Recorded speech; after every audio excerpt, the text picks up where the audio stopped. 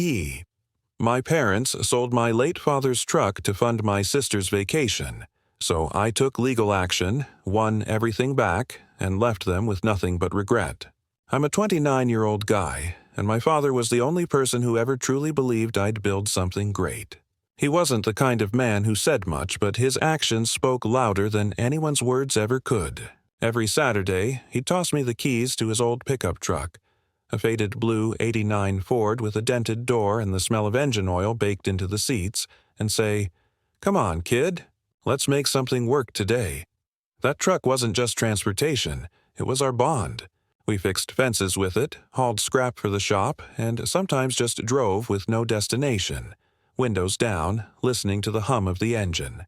When he passed away 3 years ago, it became more than just metal and rubber. It became him, the last piece of our world that still had his fingerprints on it. After the funeral, I parked it in the same spot where he used to stand with his morning coffee. I told myself I'd restore it one day, maybe even use it to start my own business like he always dreamed I would. But to my mother and sister, it was nothing more than that old junk. They'd walk past it, roll their eyes and say things like, "You really should get rid of that thing. It's embarrassing just sitting there." Every time they said it, it felt like they were talking about him, not the truck. I tried explaining that it wasn't just a vehicle. It was the last connection I had to Dad. But they didn't understand. Or maybe they just didn't care. Sometimes I'd sit in the driver's seat late at night, the house lights off, engine quiet, pretending he was still beside me. In those moments, I wasn't alone. But deep down, I knew that peace wouldn't last forever, because one day, that truck, the only thing left of him, would become the reason everything in our family finally broke apart. When Dad passed, it felt like someone had quietly ripped the foundation out from under my life. The house didn't sound the same anymore. No early morning radio static, no clinking of tools in the shed, no low hum of him tuning the engine. Just silence. My mom filled that silence with busyness, constantly cleaning, rearranging, pretending like she was coping. But I could tell she wasn't. She was running from it. Lily, my sister, handled grief in her own way, if you could call it that. She started spending money like it could fill the hole inside her. New clothes, trips with friends, spa weekends. Dad would have wanted us to enjoy life, she'd say every time I questioned it. But it felt hollow. What she really meant was, Dad isn't here to stop me anymore. I tried to keep the peace. I worked longer hours, paid the house bills when Mom fell behind, fixed leaking pipes when no one else cared. But no matter what I did, the distance between us grew. They avoided talking about Dad completely. When I mentioned him, my mother's jaw would tighten. "You need to move on," she'd whisper, like remembering him was something shameful. One night I told them I wanted to restore the truck, to make it look just like it did when he was alive. Lily laughed from across the table. "That old thing? Why waste money on that scrap?" Mom didn't defend me. She just sighed and said, "You should think about selling it, sweetheart. It's not healthy to hold on to the past." I stared at her, trying to understand how someone could erase the only piece of him left. But in that moment I realized something chilling. Grief wasn't tearing us apart. It was exposing who we'd been all along, and deep down, I knew this wasn't the last argument we'd have about that truck. It was just the first spark before the fire. Before Dad passed, we had one of those quiet talks you never forget. It was late. The garage smelled like motor oil and dust, and he was wiping his hands with that same rag he'd used for years. He said, "Son, this truck, she's yours when I'm gone. You'll know what to do with her." I didn't think much of it back then. I thought we had time, but those words stuck with me like a promise branded into my memory. A few weeks after the funeral, I decided to make it official. I went looking for his will, the one he'd told me he'd kept in the safe in his office. The combination was the same as always, his old Army ID number. But when I opened it, the papers weren't there. Just a few insurance slips, his watch, and a photograph of us standing beside the truck, grinning with grease on our faces. I asked Mom about it. She didn't even look up from her coffee. "Your father never finalized anything," she said. "He was sick, remember? He talked about a lot of things." Her tone was cold, dismissive, the kind of voice she used when she wanted a topic dead and buried. I didn't believe her. Dad was meticulous, organized to a fault. If he said something was done, it was done. When I pressed her again, she snapped. "Don't start this nonsense. Everything your father owned belongs to the family now." That word, family, sounded different coming from her lips. It didn't mean love or unity anymore. It meant control. It meant taking what they wanted and calling it fair. I remember standing in that office, staring at the empty safe, feeling my stomach twist. Something wasn't right. My father had trusted them, and now his promises were vanishing like he never made them, and I had no idea that what they were planning next would cross a line I could never forgive. It happened on a Friday afternoon, one of those long work days where you just crave home and quiet. As I turned into the driveway, my heart stuttered. The spot where Dad's truck always sat, our truck, was empty.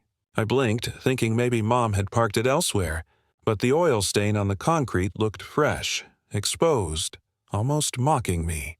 The air felt heavier. I knew something was wrong. I walked inside, still in my work boots, and asked, "Where's the truck?"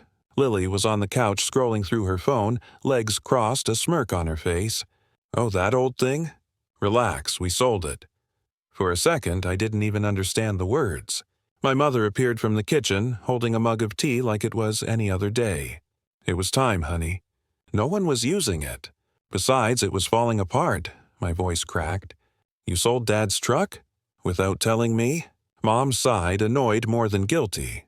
"Don't make a scene. The money went to something worthwhile."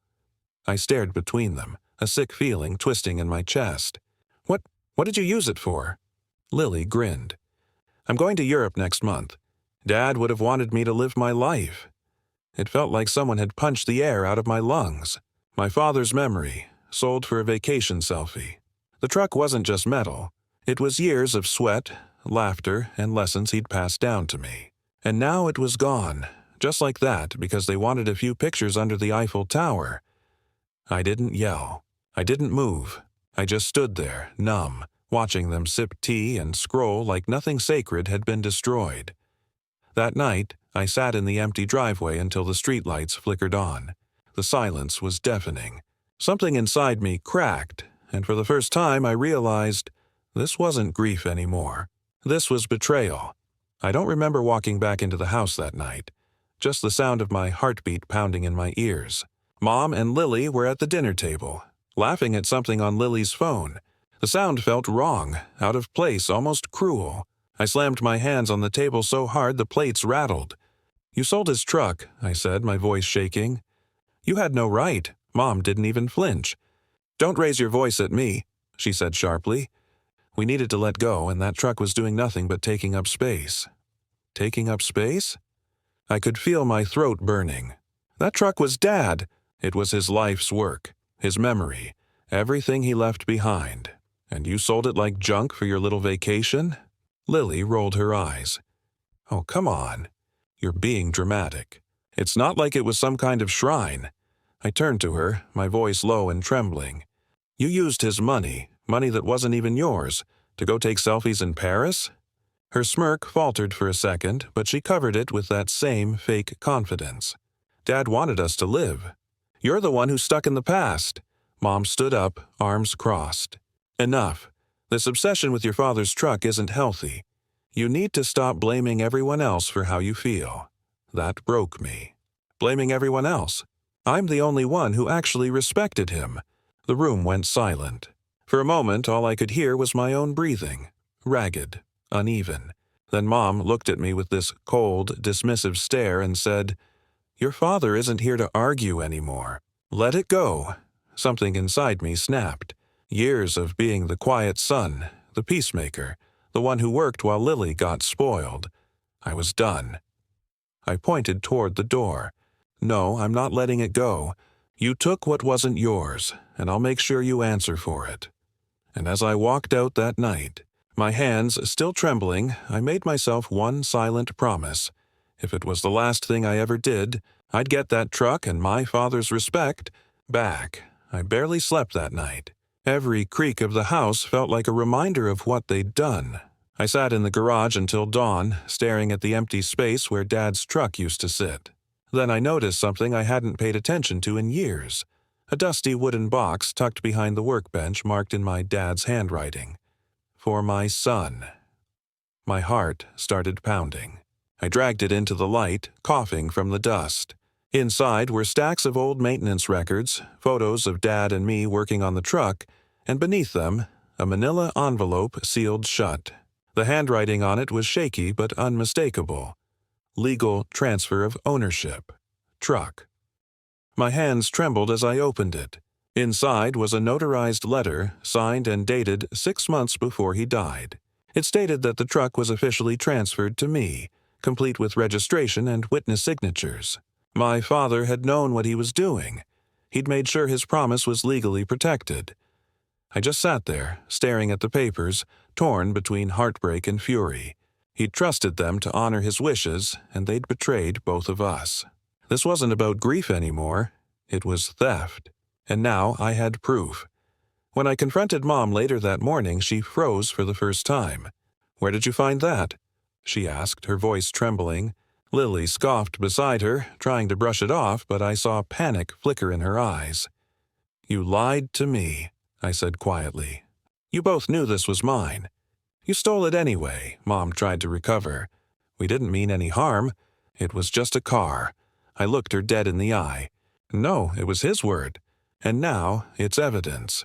That was the moment everything changed. They'd taken my father's memory and turned it into leverage. But they didn't realize. I finally had leverage of my own. The next morning, I drove straight to the law firm my dad had used years ago. My hands were shaking on the steering wheel the entire way. I wasn't the kind of person who liked conflict. Dad raised me to handle things quietly, to talk before fighting. But they'd crossed a line I couldn't reason away. The receptionist looked surprised when I dropped the old folder on the counter. "I need to know if these hold up in court," I said, my voice low but firm. Within minutes, I was sitting across from an older lawyer named Mr. Carver. He flipped through the documents carefully, his brow furrowing in concentration. Then he looked up and said, "These are legally binding. The truck was yours the moment your father passed." Those words hit me like a wave. I wasn't crazy. I wasn't being sentimental. What they did was illegal. Carver leaned back in his chair. "You have 2 options," he said. "We can pursue criminal charges for theft and fraud, or we can go for civil compensation. Either way, they don't come out clean." I stared at the papers in front of me. My dad's signature, the notary seal, the proof that he'd trusted me. "If I do this," I asked quietly, "they'll lose everything, won't they?" He nodded slowly. "They will." That night I sat in my truck outside the house, wrestling with the weight of it. Taking legal action against my own mother and sister, it felt wrong, but so did what they'd done. I thought about all the times I'd swallowed my anger to keep peace, all the times I'd been told to move on, while they moved through life without consequence. So, I made a decision. I wasn't going to yell anymore. I wasn't going to beg for respect. I was going to let the truth do what it always does, burn away the lies. And this time, I wouldn't be the one left in ashes. Filing the case felt surreal, like crossing a line I could never uncross. My own mother and sister were now listed as defendants. Every document I signed felt like a stab of guilt, but I reminded myself, they'd chosen this when they sold what wasn't theirs. Weeks later, the first hearing began. The courtroom smelled like old wood and stale air.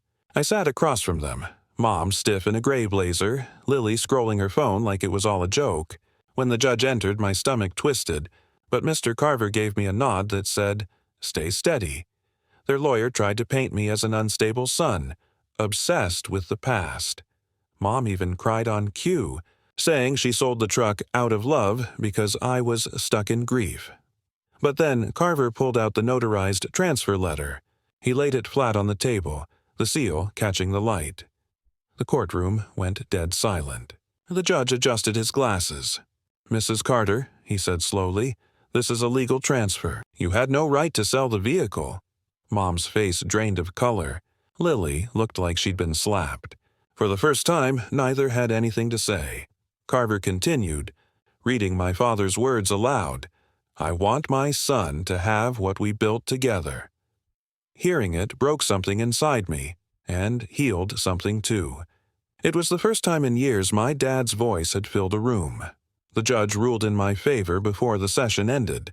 Compensation was due, damages included. But I didn't smile. Winning didn't feel like victory yet, just justice in black ink. As I walked out, I glanced back at them. Lily's eyes were glassy with anger, Mom's with shame, and deep down, I knew this wasn't over. Because when people like them lose control, they don't apologize. They plot. For a while, I thought winning the case would make everything feel right again. But when the dust settled, all I felt was hollow. The money they owed me, the judgment, the legal validation, it couldn't bring back the truck. When I finally tracked it down through the buyer's record, my heart sank. It had already been scrapped. Every bolt, every dent, every inch of metal that had once carried my father's touch was gone. I drove to the junkyard anyway. The manager pointed to a heap of rusted steel and broken glass. "That's what's left of it," he said. I stood there staring, unable to breathe. My hands shook as I touched the cold fragments. It wasn't the truck I was mourning. It was him. The memories, the laughter, the quiet drives where he'd tell me life advice between long silences. All of it, dismantled and sold for scrap. That night, I sat in my empty garage staring at the outline of where the truck used to sit. It was just an oil stain now. Dark, unmoving, final. I'd won the case, but lost the last tangible piece of my father. The silence in that space was deafening. For the first time in years, I cried. Not out of anger, but out of grief I'd never really allowed myself to feel. Mom and Lily tried to call, but I ignored every message. What was there left to say? They'd taken something that couldn't be replaced, and no amount of money or apology would ever fix that. I thought justice would bring peace. Instead, it brought emptiness. And in that emptiness, I finally saw the truth.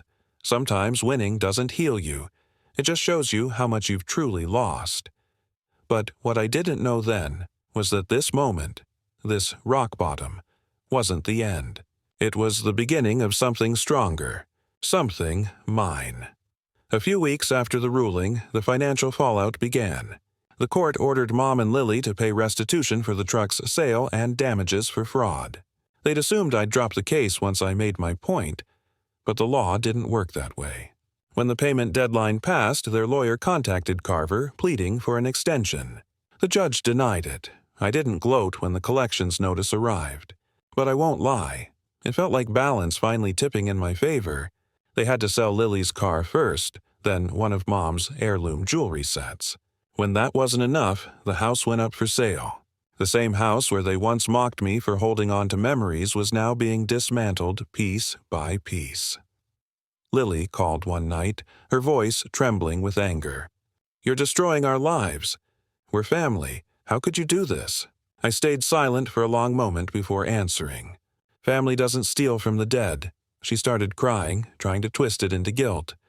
"It was just a mistake. We didn't think it'd go this far." "It went this far," I said quietly. "The moment you decided my father's memory was worth less than your vacation." And then I hung up. I didn't need to yell. The quiet truth hurt more than anything I could have screamed. A month later, I drove past the house one last time. The "for sale" sign was planted crookedly in the lawn. The windows were dark, and the porch light, the one Dad installed himself, was broken. That night, for the first time since he died, I didn't sit in the driveway wishing things were different, because now I finally understood. Justice doesn't always roar. Sometimes it whispers, calm, steady, and final, and they'd finally heard it. After everything, I couldn't stay in that town anymore. Every corner, every cracked road carried echoes of my father's voice, and the betrayal that followed. So I left. I rented a small workshop on the outskirts of a neighboring city, the kind of place that smelled of sawdust, oil, and possibility. It wasn't much, but it was mine. With the restitution money and a small loan, I bought a used truck, not to replace his, but to start something new. I called the business Legacy Motors. Every time I painted that name on a customer's invoice, I felt like I was signing a promise to live with the same honesty and work ethic Dad had raised me with. I started fixing up old vehicles the way he used to. At first, it was just for clients, but slowly, it became therapy. Every bolt I turned, every engine I brought back to life, it was like piecing myself together again. Some customers became regulars, and word spread that I was the guy who treats cars like family. It made me smile every time. People respected my work, not because I was flashy or rich, but because I cared. Something my family never valued in me, strangers now did. Every morning, I opened the garage at sunrise, just like Dad used to. Sometimes I'd catch the faint smell of coffee and oil, and for a brief second, it felt like he was there beside me again. Mom and Lily were ghosts now, whispers from a past life. They'd moved in with relatives, trying to rebuild whatever was left of their comfort. But I didn't hate them anymore.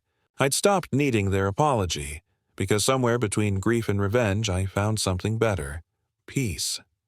And peace, I realized, was worth more than any truck, any inheritance, or any hollow apology.